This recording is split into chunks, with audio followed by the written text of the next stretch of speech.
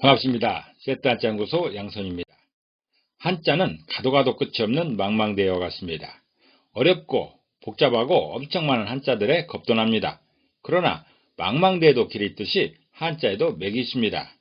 세트 한자로 그 맥을 잡아서 한자와 재밌게 이야기하며 놀아봅시다. 오늘은 세트 한자 제122강 혀설자에 관련된 세트 한자를 공부해 보겠습니다.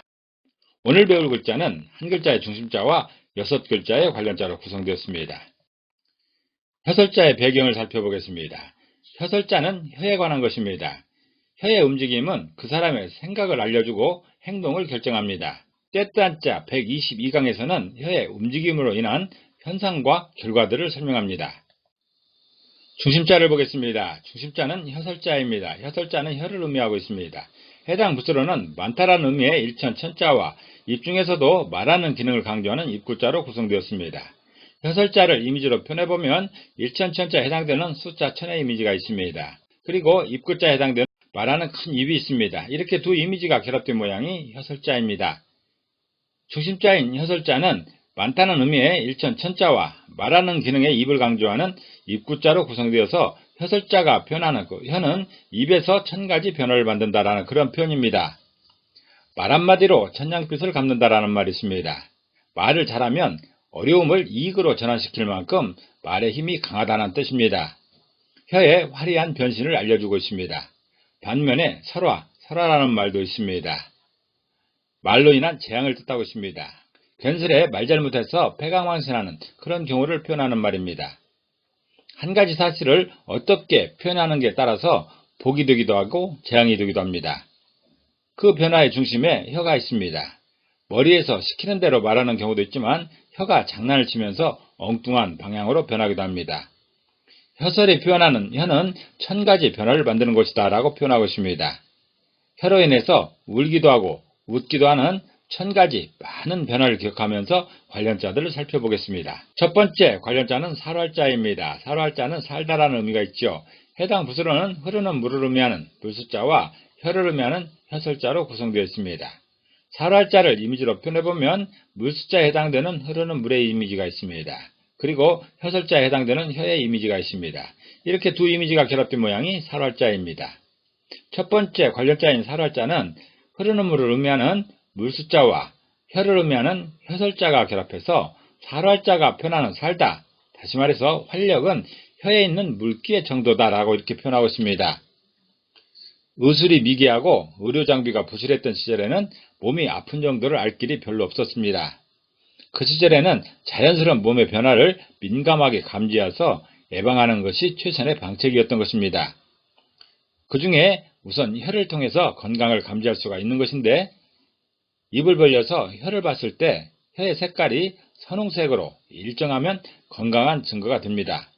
더불어 혀가 말라 있으면 좋은 징조는 아닙니다. 촉촉하게 물기에 젖어 있으면 생기가 있다는 증거가 되는 것입니다. 간단하지만 중요한 건강 상식입니다. 살활자는 혀에 물기가 촉촉하게 있으면 활력이 있다라는 표현입니다. 두 번째 관련자는 말할 화자입니다. 말할 자는 말을 의미하고 있죠. 해당 부수로는 말씀, 말을 의미하는 말씀 언자와 혀를 의미하는 혀설자로 구성되었습니다. 말할 화자를 이미지로 표현해보면 말씀 언자에 해당되는 말하는 한 사람이 있습니다. 그리고 혀설자에 해당되는 혀의 이미지도 있습니다. 이렇게 두 이미지가 결합된 모양이 말할 화자입니다. 두 번째 관련자인 말할 화자는 말씀을 의미하는 말씀 언자와 혀를 의미하는 혀설자가 결합해서 말할 화자가 표현한 그 말은 말씀을 내 혀로 하는 말이다 라는 그런 뜻입니다. 이미 세트 한자 106강에서 말씀에 관한 이 세트 한자를 설명한 적이 있습니다. 말씀의 세트 한자를 간단히 요약하면 처음 시작한 말이 있습니다. 처음 시작한 말이 있죠. 이제 말씀 언자에 해당되는 것인데 명령이나 당부에 해당하는 것입니다. 명령을 대표자가 전하는 말을 말씀설로 표현하고 있습니다. 말씀설이 있습니다. 그리고 어떤 경로로든지 그 명령이나 당부를 듣고 알게 된 내가 가진 의견, 그 의견을 누구에게 말하게 되면 그게 바로 말할 화자가 되는 것입니다. 말할 화자는 그래서 명령을 누구에게 듣고 내가 가진 의견을 말하는 것이죠. 명령이나 당부에 대한 각자의 의견을 나타내고 있습니다. 말할 화는 말씀, 즉 명령에 해당되는 말씀언에 대해서 내 혀로 하는 말, 다시 말해서 내 의견을 밝히는 말이라고 표현하고 있습니다. 세 번째 관련자는 편안할 염자입니다. 편안할 염자는 편안을 의미하고 있습니다. 해당 부서로는 마음을 의미하는 마음심자와 혀를 의미하는 혀설자로 구성되어 있습니다. 편안할 염자를 이미지로 표현해보면 마음심에 해당되는 마음의 이미지가 있습니다. 그리고 혀설자에 해당되는 혀의 이미지가 있습니다. 이렇게 두 이미지가 결합된 모양이 편안할 염자입니다. 세 번째 관련자인 편안할 염자는 마음을 의미하는 마음심자와 혀를 의미하는 혀설자로 구성되어서 편안할 염자가 표현하는 그 편안은 마음과 혀가 같이 할 때다라는 그런 표현입니다. 생각 따로 말 따로 하는 경우가 제일 문제입니다. 그렇게 생각하지 않았는데 무심결에 생각과 다른 말을 하게 되어서 오해가 생기는 경우가 종종 있습니다. 곰곰이 생각했으면 그 생각대로 말해야 됩니다. 그런데 분위기에 휩쓸려서 또는 성질에 못 이겨서 불쑥 다른 말을 하게 되면 사단이 나는 것이죠. 또 생각 없이 하는 말도 문제입니다. 혀를 마음이 통제하지 못하면 항상 불안합니다. 내가 나를 의심하는 그런 경우가 되는 것이죠. 편안할 염자는 마음과 혀가 같이 움직이면 편안하다라고 표현하고 있습니다. 네 번째 관련자는 깎을 괄자입니다. 깎을 괄자는 깎다라는 의미가 있습니다. 그 외에도 긁다, 문지르다, 갈다 등의 의미도 있습니다. 해당 부서로는 혀를 의미하는 혀설자와 칼을 의미하는 칼도자로 구성되었습니다. 깎을 괄자를 이미지로 표현해보면 혀설자에 해당되는 혀의 이미지가 있습니다. 그리고 칼도자에 해당하는 칼의 이미지가 있습니다. 이렇게 두 이미지가 결합된 모양이 깎을 괄자입니다. 네 번째 관련자인 깎을 괄자는 혀를 의미하는 혀설자와 칼을 의미하는 칼도자가 결합해서 깎을 괄자가 표현하는 깎다라는 것은 혀를 칼처럼 사용하면 깎을 수 있다라는 그런 뜻입니다. 서양격언에 패는 칼보다 강하다라는 말이 있습니다. 말 한마디가 그 무시무시한 칼의 위력보다 더 큰 힘을 발휘할 때가 많습니다. 옛날에는 험담이 문제였는데 요즘에는 악성 댓글이 더 큰 문제를 일으키고 있습니다. 어떤 말은 상대의 심장을 도려내는 것 같은 그런 상처를 주게 됩니다. 그로 인해 유명을 달리하는 사람들이 종종 생기는 그런 안타까운 현실을 보게 됩니다. 혀는 사람의 심장을 깎을 만큼 강력한 무기가 될 수 있습니다. 그래서 새치혀가 화근이다 라는 말도 있습니다. 10cm도 안 되는 그 작은 혀가 사람을 잡는다라는 것이죠. 깎을 괄자는 혀를 칼처럼 사용하면 사람의 마음을 깎을 수 있다라는 그런 표현입니다. 다섯 번째 관련자는 묶을 괄자입니다. 묶을 괄자는 묶다라는 의미가 있죠. 그 외에도 담다, 동여매다, 모다라는 의미도 있습니다. 해당 부서로는 행동을 의미하는 손수자와 혀를 의미하는 혀설자로 구성되어 있습니다. 묶을 괄자를 이미지로 표현해보면 손수자에 해당되는 손의 이미지가 있습니다. 그리고 혀설자에 해당되는 혀의 이미지가 있습니다. 이렇게 두 이미지가 결합된 모양이 묶을 괄자입니다. 다섯 번째 관련자인 묶을 괄자는 행동을 의미하는 손수자와 혀를 의미하는 혀설자가 결합해서 묶을 괄자가 표현하는 묶다라는 것은 손으로 혀를 묶을 수 있다라는 그런 뜻입니다. 강압적인 사회에서는 종종 사람의 입을 통제하는 경우가 흔했습니다. 우리나라에서도 언론을 통제하고 개개인의 자유로운 의사표현을 억압하던 그런 시절이 있었습니다. 손짓 하나로 쉿 하면 상대의 말을 막을 수 있었던 것입니다. 반대로 말로 상대 행동을 통제할 수도 있습니다. 겁박을 통해서 꼼짝 못하게 하는 그런 경우를 요즘에도 종종 보게 됩니다.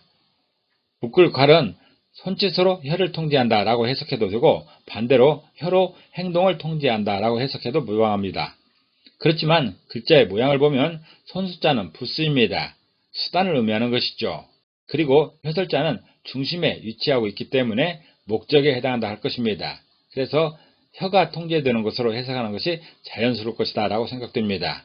묶을 괄자는 손짓으로 혀를 묶는다라는 그런 표현입니다. 여섯 번째 관련자는 집사자입니다. 집사자는 집을 의미하고 있습니다. 해당 부서로는 사람을 의미하는 사람 인자와 혀를 의미하는 혀설자로 구성되었습니다. 집사자를 이미지로 표현해보면 사람 인자에 해당되는 한 사람이 있습니다. 그리고 혀설자에 해당되는 혀의 이미지가 있습니다. 이렇게 두 이미지가 결합된 모양이 집사자입니다. 여섯 번째 관련자인 집사자는 사람을 의미하는 사람 인자와 혀를 의미하는 혀설자가 결합해서 집사자가 표현하는 것, 집은 사람에게 혀 같은 보호막이다라는 그런 뜻입니다. 세트 한자 제80강에서 집의 용도에 관한 세트 한자를 공부하면서 집에 관한 여러 한자들을 공부한 적이 있습니다. 참고해 주시면 좋겠고요. 집은 여러 가지 역할을 수행합니다. 집에서 쉬기도 하고 또 가족 간에 정답게 생활하는 공간이 되기도 하고 집에서 잔치하기도 합니다. 또 죽음을 맞이하는 공간이기도 합니다. 집의 여러 가지 역할 중에서 집사자는 비바람과 추위 등으로부터 보호를 받는 그런 공간을 강조하는 그런 한자입니다. 집은 사람이 살면서 가장 기본적이고 가장 안전하게 보호되어야 될 그런 필수 공간이 되는 것이죠. 집사자는 마치 혀가 사람의 입안에서 보호되듯이 사람은 집에서 보호된다라는 그런 표현을 하고 있는 글자입니다. 오늘은 한 글자의 중심자와 6글자의 관련자로 구성된 혀설자의 세트 한자를 공부해봤습니다. 오늘 공부한 내용을 다시 한번 요약하면서 이 시간을 정리하도록 하겠습니다.